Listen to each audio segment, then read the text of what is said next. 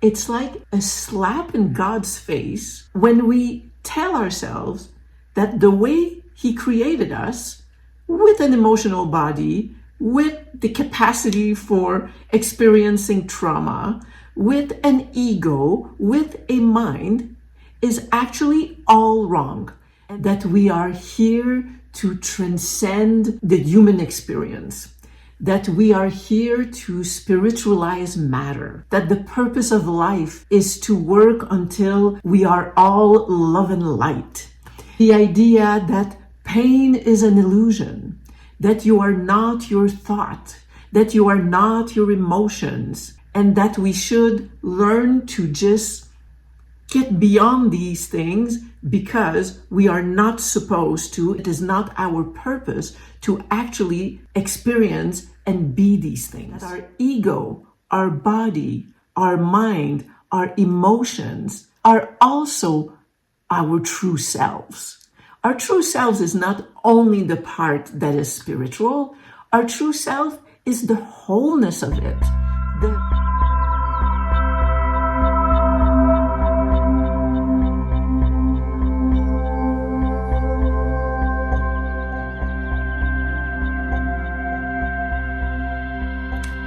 Hello, beautiful. How are you doing today? As highly sensitive souls on this planet, we have a deep inner life. And because of everything that we feel so deeply, the way we process things, everything that we perceive, we tend to be on personal growth and spiritual growth paths, which means that we encounter a lot of spiritual teachers. And as some of you, if you've listened to some of my other videos, I've kind of had a problem with this idea that we hear so much about, that we are here to transcend the human experience, that we are here to spiritualize matter, that the purpose of life is to work until we are all love and light. The idea that pain is an illusion, that you are not your thought, that you are not your emotions, that you are not your body, that emotions are a result of attachment and emotions are not you. Emotions are the results of thoughts, and your thoughts and the emotions are not you. That the mind's chatter is something we have to learn to ignore. That our ego is not us. That our personality is not us. That the I we call ourselves is not us. Right? You've heard this a ton, I know, because pretty much all the spiritual teachings right now pound that into our heads. And like I said, I've had a problem with that because something just does not feel right about that, right? We're all supposed to be on a path to change what is essentially intrinsic to the human experience. Aren't we here for the human experience? Anyway, a little while ago, I watched a video by Teal, Swan, and she put her finger on something, said something in a way that I had never heard it before. And it was like, yes, that's it. She said that when we believe and act according to all these ideas, it is the ultimate betrayal of ourselves. It is the ultimate way that we abandon ourselves. Think about it. I mean, in my view, it's like a slap in God's face when we tell ourselves that the way He created us, with an emotional body, with the capacity for experiencing trauma, with an ego, with a mind, is actually all wrong. And that we should learn to just get beyond these things because we are not supposed to, and it is not our purpose to actually experience and be these things. I mean, a lot of religions started telling us that, right?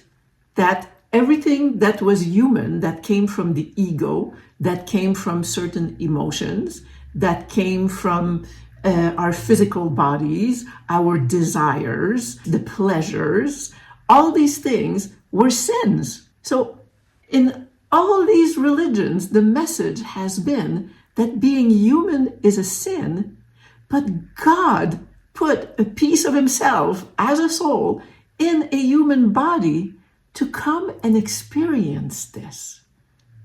So we have to stop shaming ourselves and telling ourselves that when we have these feelings, emotions, thoughts, patterns, reactions, all these things, that we are somehow in the wrong.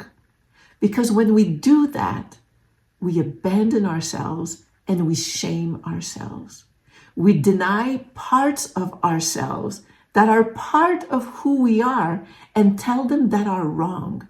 So in the spiritual world today, how is it that we become whole if we keep telling ourselves that all these things should be ignored, transcended, overcome, spiritualized, lightened? Like, all emotions are human. It's not only about being love and light. Maybe love and light is what we are when we are pure spirits. But we are here as humans to experience everything, to experience attachments, to experience codependencies. We are here for it all. In an interesting perspective, all the spiritual people who tell us that we are God, we are the now, and we are. I'll get back to that a little bit later. But that we should put aside and say, you're feeling this, it's not really you. You're feeling that, it's not you. You're experiencing pain in your body, you are not your body. You experience fear, you are not your fears. I mean, what if these teachings are actually a coping mechanism to avoid dealing with our humanness? What if a lot of these spiritual teachers are actually themselves in a place of denial and inside a pattern and whatever else you want to describe it as, because they are incapable or want to avoid, not strong enough, don't have what it takes to actually live the human experience and all that it means. So I have a special part of this message for my highly sensitive kindred souls. We were created with a body that feels more, with a mind that thinks more, with emotions that are more intense, with reactions that are more profound, with a mind that processes complex ideas and need time to process. We were created this way. And because of that, it means that we also feel the shame more deeply than others. So we are more vulnerable to these kinds of teachings, or the traps of those kinds of teachings, because we feel things more deeply. And we really have to be careful, because our experience in the world as highly sensitive people is that we do feel everything deeply, and we feel shame about our thoughts, about our emotions, and about often our bodies, because our bodies just break apart and then we feel shame for being sick. But if we fall into these ideas of spiritual teachings, then we're also going to feel like there's something wrong with the spiritual aspect of us. And we really don't need to add something to our plate, right? So let's just be aware and not fall into it, and at least give it some thought and say, whoa, this teaching is making me feel like I'm not doing it right, like I'm doing something wrong, like I'm less than, and it isn't making me feel good. So any spiritual teaching that actually makes you feel bad about yourself, it's time to question it. So are we God? Yes, we are. But we are also the human that God is experience, or consciousness is experience itself through. And minimizing and dismissing that part of ourselves is not the right way to go. Are we here to raise consciousness? Well, are we here to raise consciousness? Are we here to do it consciously, or is consciousness on the planet being raised and we are being taken through the process? I'm not sure, but it's something else to think about. So putting aside that idea that we are here to raise consciousness, I don't know. But I do feel that we are here to perfect the human experience. And that doesn't happen by separating, ignoring, and dismissing part of it. We are here not to invalidate, but to acknowledge that our ego, our body, our mind, our emotions are also our true selves. Our true selves is not only the part that is spiritual. Our true self is the wholeness of it. I mean, we were created with these different bodies and these different parts. How can it be that our true self is not all of this? We are here to experience the merging of the spiritual and the body, the spiritual and the human. We are not here to invalidate part of it. It just would not make sense. If that was the case, we would have just stayed being a spirit. So I do believe that we are here to untangle and understand some of our mechanisms that get in the way of a life of greater expression of who we are, our attachments and codependencies and patterns. But we are here to understand them in order to have a more wholesome experience, a more authentic experience. And authenticity is not about just being our spiritual selves. Wholeness and authenticity come from the merging of both and the perfecting of that merging. We are not here to transcend our human experience. We are here to unify it.